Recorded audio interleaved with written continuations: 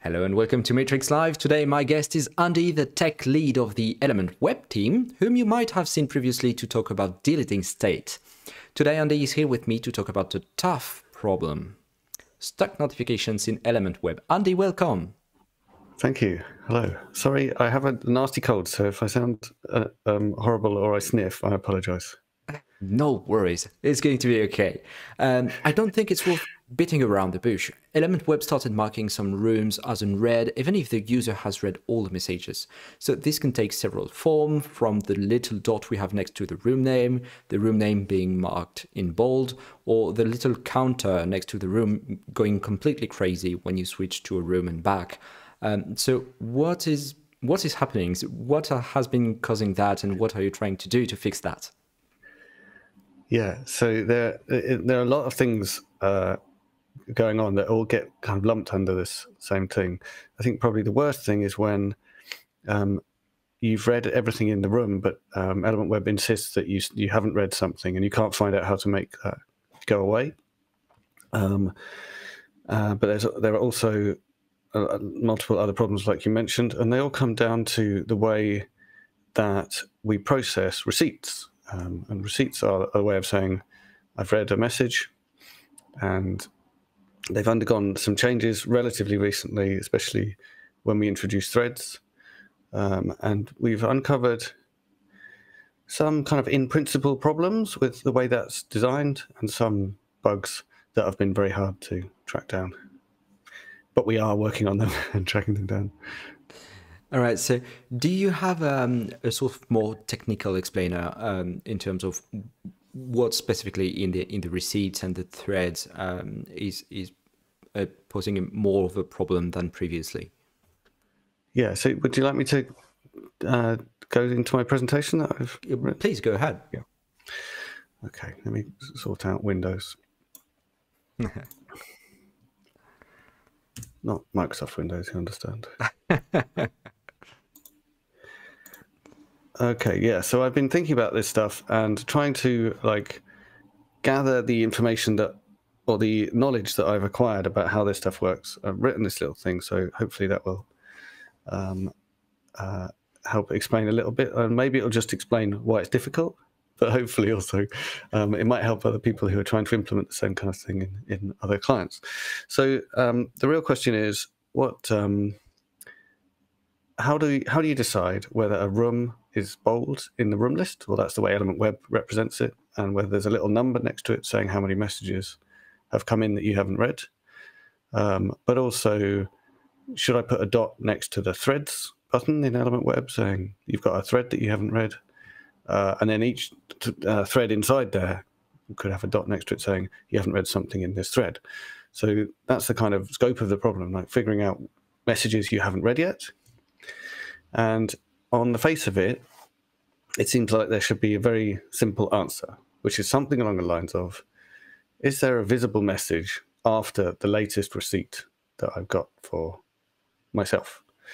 So it sounds very simple, and the rest of this is explaining some things about it that are less simple. So first of all, let's talk about what we mean by visible. So the point here is that some messages are kind of not important enough to mark a room as unread because they're just kind of background messages. So that could be something like someone leaving the room or joining the room, or someone changing their display name.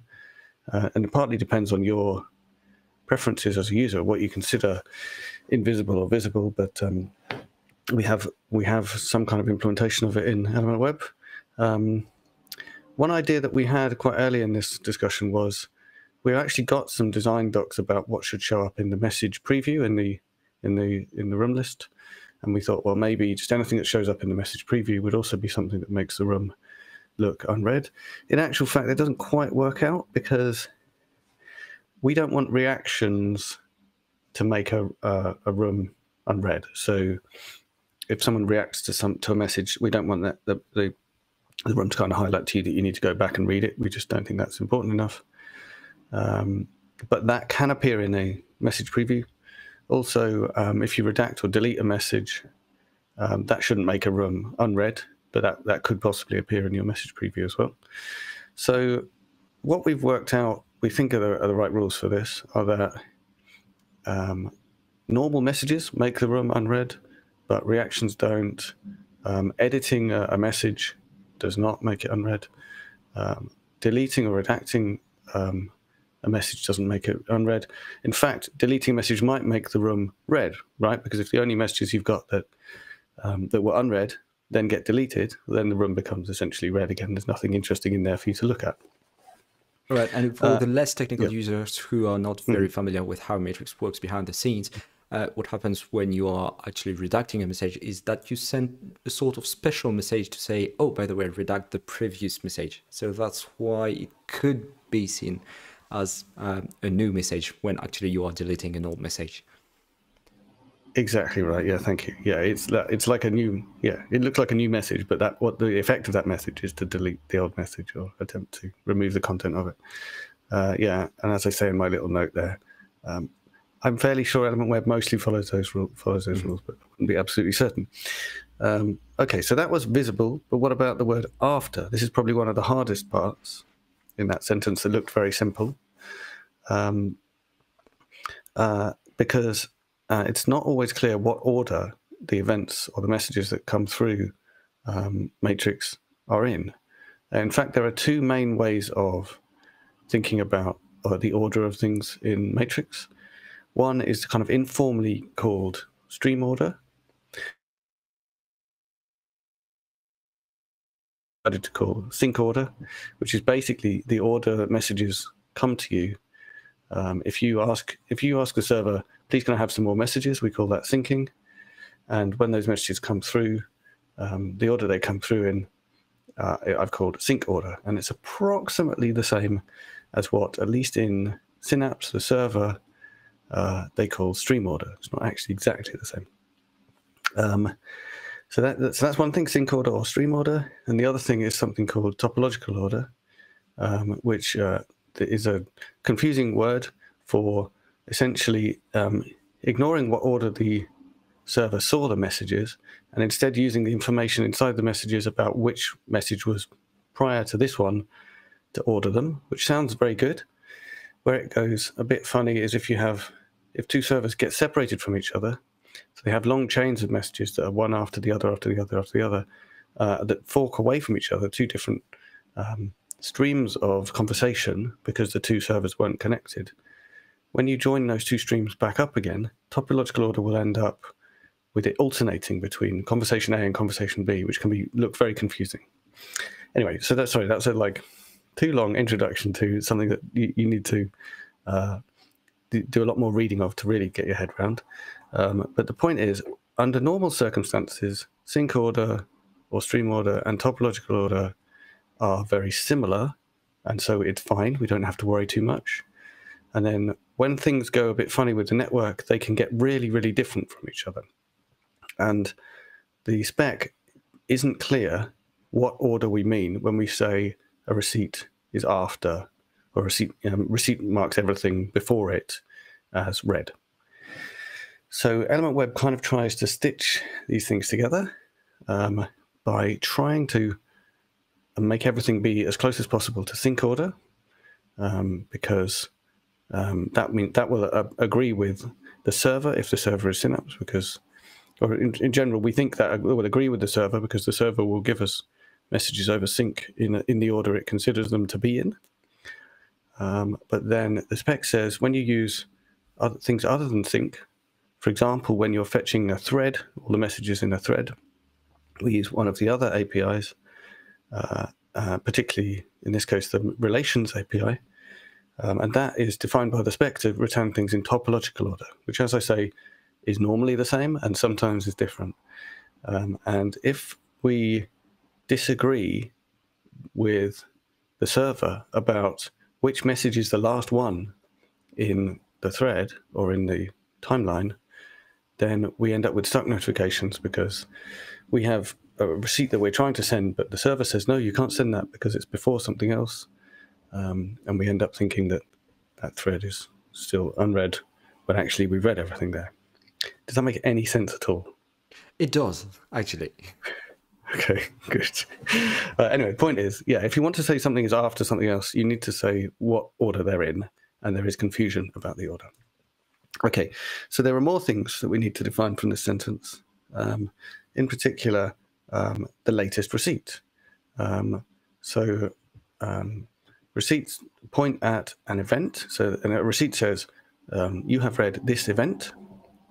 And there are two contexts in which you can say that. You can either say you've read this event and everything before it in the thread, or you can say you've read this event and everything before it, which is the two types there are threaded and unthreaded receipts.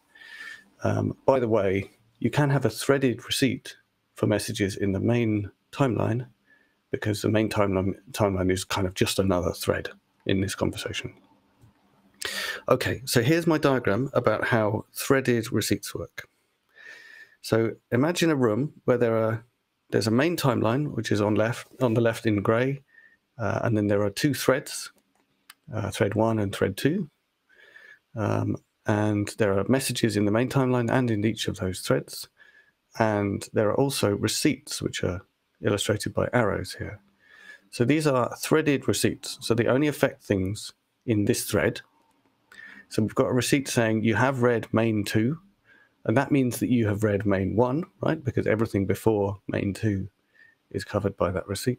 But anything after main 2 in that thread is unread. So main 3, the message, this is a message, by the way, main 3, is unread.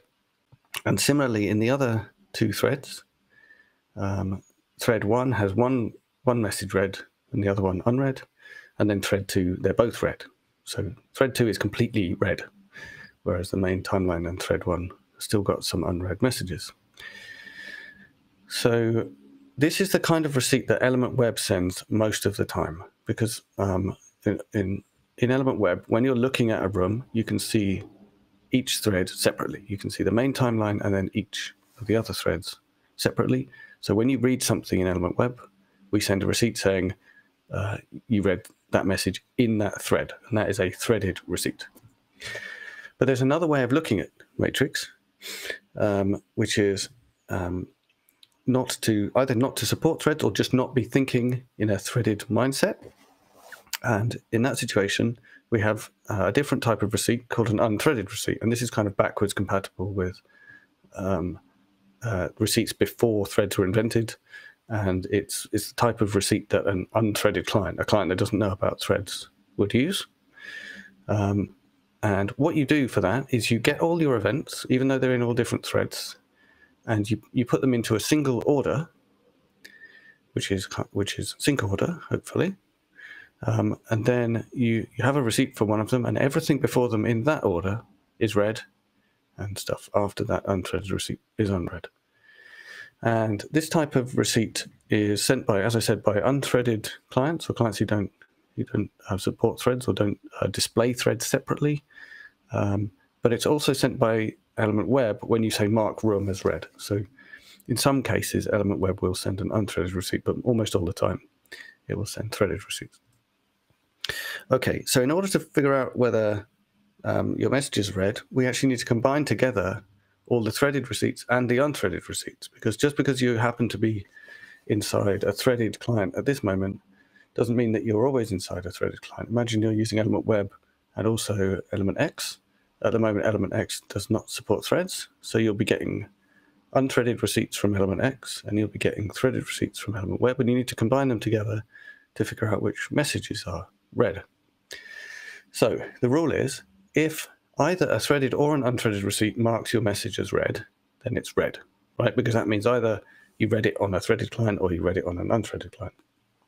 So the only messages that are unread are ones that are not covered by either type of receipt. So if you look at the diagram at the bottom of this page, you can see the combination of the two diagrams we had before, the unthreaded view and the threaded view. And you can see a slightly odd situation is happening here, where some messages are marked as read by threaded receipts and some are marked as read by unthreaded receipts, and then there's one message left on the main timeline, which is not marked as read by either the threaded or the unthreaded receipts. So, yeah.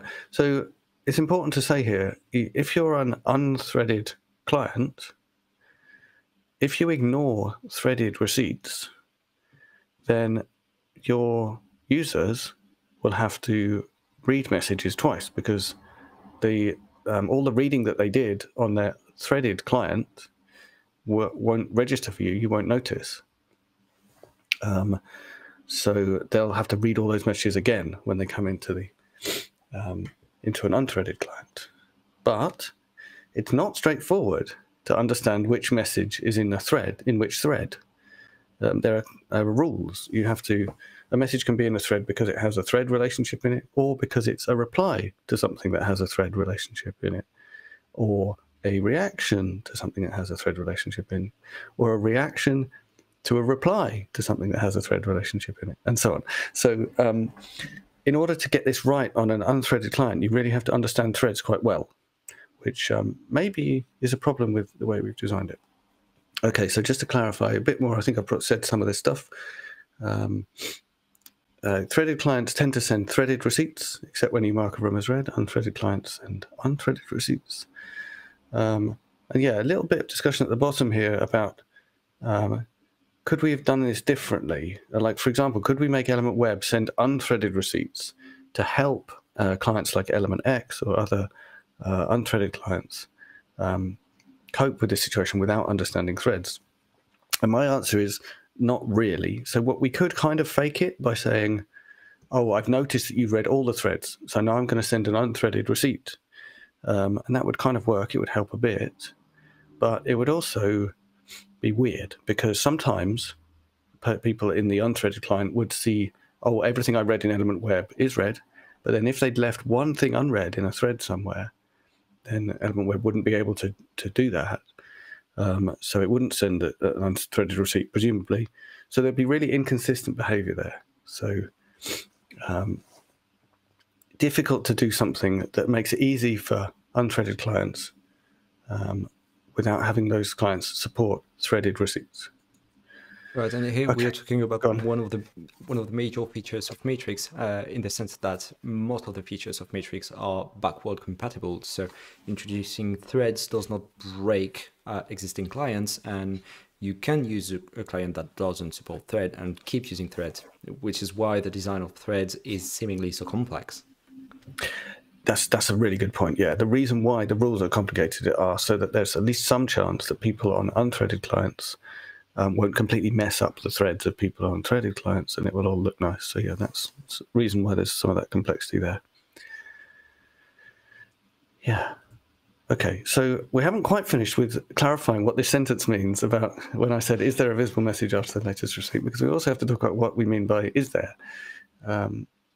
And in particular, what do we mean by, or what do we do when we only have invisible messages? So you would think this would be very rare, but actually it's not that rare, because when you go back into a room, if you restart your client, we won't fetch every single message in that room. And in fact, Element Web tends to fetch only about 20 of them. So if all 20 of those happen to be invisible messages, we don't really have any information then about whether you've read the room or not. If all those invisible messages are after whatever receipt we have. So the kind of safe answer in that situation is to say, well, yeah, this room might be unread, because before those 20, there might be an important visible message that's after your receipt, but I just haven't got it yet. On the other hand, that's quite unlikely, because when the rooms where you get a lot of these unimportant messages are generally because they've been sitting around doing not very much, and people have changed their names a few times or left and joined and not said much. So it tends to be a low activity room, and that means that it's probably there's probably nothing interesting for you to read in there. So the only way I can think of to get the right answer for your user is to proactively go backwards and fetch more and more messages until you find out either they've read everything because I found a message that has a receipt, or I found a message that they haven't read, and then I can tell them that the room is unread. So that's just another little wrinkle, another thing that we need to manage. And might be responsible for one of the phenomena we see sometimes, which we call zombie unreads, which is where rooms appear to be unread, even though when you go into them, nothing's happened in them for ages. Although there are also other reasons for that, which I think are just bugs, and we're working out how to fix them. Yeah, and then, just one other aspect of this, the very last sentence on this slide is that when you go backwards, you use the messages API, which returns events in topological order. So we've got the same problem we had before, where there are two different orderings, and we can't be sure which we're speaking the same language about what is after or before what. Okay, so all this gets us to the answer, and this is where I'm going to stop, I think. So the correct answer for is a room unread is, are there any unread visible messages anywhere in any thread? And then for a specific thread, the question is there an unread visible message in that thread? And the definition of unread means it's after the threaded receipt in its thread, and it's after the unthreaded receipt in that global order that we had. Given all the caveats about whether we know what order the messages are actually in. That's all I've got for you. All right. So thank you very much. That was very informative. And really the key takeaway, the major point from your presentation for me is that threads are a super useful feature that have made the read receipts problem much less trivial than it used to be. And I had a question about whether the clients that are not thread capable are affected or not. But it seems from what I gather from your presentation that clients that don't support threads have less unread errors, but could still have some of them. Yeah. So some of the problems that I outlined or ambiguities are still there, especially the order of messages problem. But in practice, it does tend to be much less likely that you're going to trigger problems on an unthreaded client. Most of the actual manifestations of the problem happen on threaded clients, especially because when you have threads, you tend to fetch the messages in a thread via that different API, which is in a different order. All right. So you have been mentioning in the presentations that one of the major reasons for the problems was the different order between the sync order and the topological order.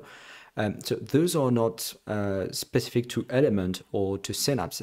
Those are protocol problems. So the work you are doing to fix threads in Element Web, is it something, well, I guess the answer is pretty obvious, but this is something that will benefit other clients as well? Yeah. So as I said, there are two bits to this. Part of it is bugs in Element Web, and part of that is coming out of complexity in Element Web. Some of that complexity is inherent in the problem, and some of it is not, and we need to get rid of some of the bits that are not needed. But yeah, we're working on spec change proposals to try and make this situation require less complexity in the client, and therefore hopefully cause fewer bugs, and also have fewer kind of in-principle problems. So the big one that I'm really keen on is MSC 4033, which is about the order of messages, explicitly saying the order and explicitly including the order with the receipt. And then it becomes really, really easy to say, is this message marked as read by this receipt? Because the receipt has a number in it. If it's bigger than the number in the event, then it's definitely read. And that's nice and simple. So I'm hoping at some point we might get that. All right. And so before your presentations, I had the solution to the problem. And it was, I think we should put threads behind a preference flag. Like, I want to opt out of threads to just get rid of stuck notifications. Obviously, when I listen to your presentations, it's not going to fix everything, and there are still things that need to be fixed because other clients will support threads. But are there plans in the Element Web team or the product team at Element to put threads back behind a preference? This has been talked about a lot, rest assured. And we've... the debate is still going on. So there are advantages and disadvantages, right? So, I mean, the huge advantage of doing it would be that all the suffering that people are currently experiencing with stuck notifications would not completely go away, but mostly go away. The big disadvantage is people wouldn't be able to use threads, and people are using threads quite heavily in some contexts and really liking them. The other big disadvantage is I think it will be really hard to find the energy in the community to debug the problem if we just remove it from everyone's faces. Now, maybe that's not a good enough reason in itself. I'm sure it's not a good enough reason in itself to cause so much pain. But what we would really like to do is stop causing the pain by fixing the bugs and fixing the protocol problems. And we are working really hard to fix the bugs. And actually, a couple of fixes went in this week that might start making things a little bit better. So fingers crossed, some of the worst of the pain might go away. I think something that's not clear yet is, are the kind of spec level in principle problems causing real pain, or are they more just theoretical? If they are causing real pain, then that would be a strong argument to say maybe threads is at a design level is not ready yet. But if it's actually just the complexity that I mentioned, then we should be able to fix that and cause less pain and cause more joy. All right. Is there anything we forgot to mention in the episode that you would like to talk about? I don't think so. I'll give you a link to the presentation so people can take a look at it. And I went through things very quickly, so I'm sure people will have further questions, and I'm sure we'll find ways of helping understand this a bit more, because I'd be really keen for other people to engage in the debate. All right. Well, in that case, thank you very much, Andy. Good luck. It is a tough issue. I really appreciate that you are being transparent about it being a tough problem that we still need to fix. So it's been a very pleasant interview, and I'll see you next time. Thank you very much. See you.